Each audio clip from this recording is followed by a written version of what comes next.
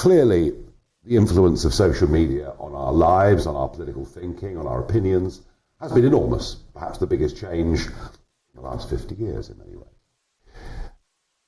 And there are many of us who loathe the way social media behaved in November 2020. And ever since then, plenty of people being shadow banned, Facebook perhaps even worse than Twitter these days. And obviously Elon Musk is seen by many people who watch this program, listen to this program and this channel. Musk is seen as the white knight, the great saviour that has come along. Now, I know that your arrival and maybe GETTR, Truth Social, Parler, wouldn't have formed if Twitter hadn't gone down this route. He's paid a ridiculous price for it, by the way. I mean that is a crazy number. $44 billion is a crazy number. Is he able to turn Twitter around?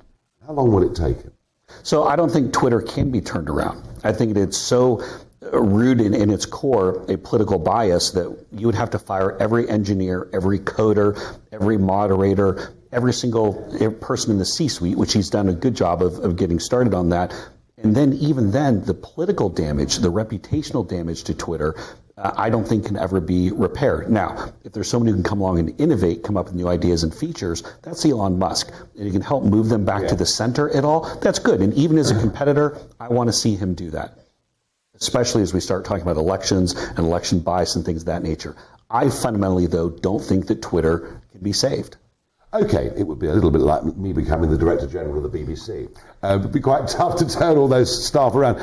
He's going to try. Goodness knows what the cost of that's going to be for Tesla, if he's taking his eye off the ball. And even talk of coders at Tesla going over to Twitter to help get them through this problem.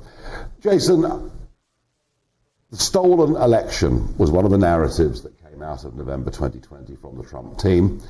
And if you've said that on social media, on many social media platforms, you've effectively been banned and shut down.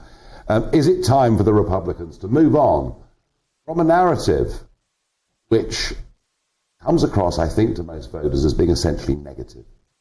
Well, I think election security is a good issue to talk about, but I think talking about previous elections is not going to pick us up any new voters.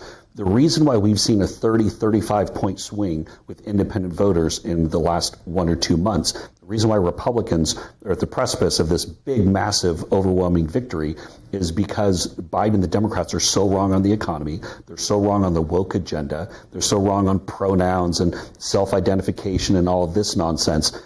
The fact of the matter is Republicans are right on the issues. Republicans and independents like a strong leader like Trump. We do not need to be talking about 2020 anymore. It needs to be a clear forward focus. Very much my feeling as well.